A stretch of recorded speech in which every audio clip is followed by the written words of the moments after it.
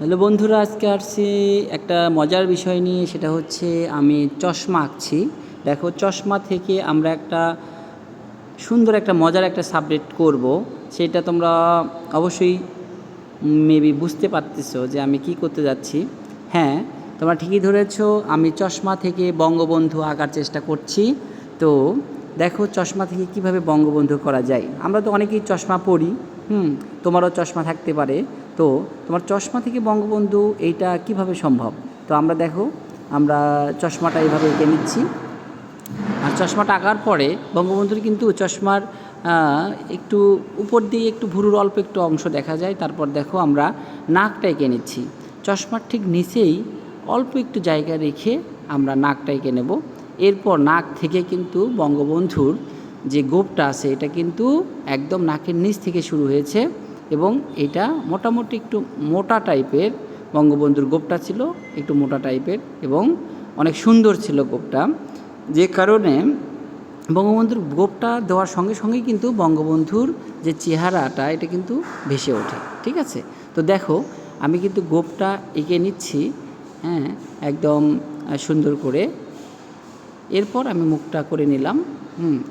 এখন দেখো, আস্তে আস্তে আমি চশমার উপর থেকে যে বঙ্গবন্ধুর যে চুলের যে স্টাইলটা, এটা কিন্তু আমাদের একদম পরিচিত। ঠিক আছে, বঙ্গবন্ধু তার চুলকে উপর দিকে আশ্রাইতেন এবং উপর দিকে তিনি চুলের স্টাইলটা করে সে স্টাইল করতো আর কি, উপর দিকে আশ্রাইত। তো এই কারণে তার কপালটা কিন্তু পুরোটাই দেখা যাচ্ছে। তার কপালটা পুরোটাই আমাদের তার ছবিতে দেখতে পাই আমরা, কারণ কখনো তার চুল নিচে নামানো আমরা ছবি দেখি নাই। এবং তার কিন্তু দুই পাশের চুলটা একটু বেশি ছিল, যে কারণে দুই কানের উপরেই আমাদের চুলগুলো একটু বেশি দেখা যাবে। ঠিক আছে, তো দেখো, আমি চুলের ডিজাইনটা করছি আস্তে আস্তে। এভাবে তোমার দেখতে থাকো, আর অবশ্যই তোমার ট্রাই করো চশমা থেকে বঙ্গবন্ধু কীভাবে করা যায়। ঠিক আছে, এই দেখো, আমি সবগুলো চুল, এবং যেহেতু আমি হোয়াইট পেন দিয়ে করছি, এখানে আসলে ব্ল্যাক কাগজের ওপর করছি, তো তোমাদের অনেকেই হয়তো বা একটু সমস্যা হইতে পারে যে কোথায় কাঁচা চুল কোথায় পাকা চুল। আসলে বঙ্গবন্ধুর কাঁচা পাকা দুটো মিক্সড চুল ছিল। তো যদিও দুই চশমার উপর সাইডটাতে একটু বেশি পাকা চুল ছিল আর কি।